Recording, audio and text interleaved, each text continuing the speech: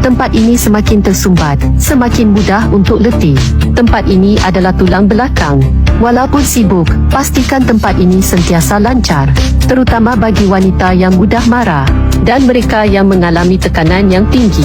Produk ini diperbuat daripada kayu cendana emas.